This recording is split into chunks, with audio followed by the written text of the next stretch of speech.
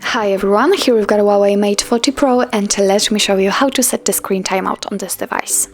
So first of all, let's tap on the settings, and here we have to find display and brightness. Let's tap on it. And as you can see here, we've got the sleep option, so let's tap on it. And here we've got some options to choose from. We can set either 15 or 30 seconds, which is not the longest time, and 1, 2, 5 or 10 minutes. We've got 5 minutes applied right now, and you can say it by this mark.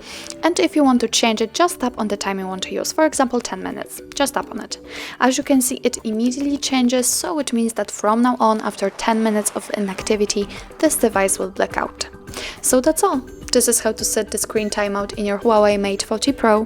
Thank you so much for watching. I hope that this video was helpful, and if it was, please hit the subscribe button and leave the thumbs up.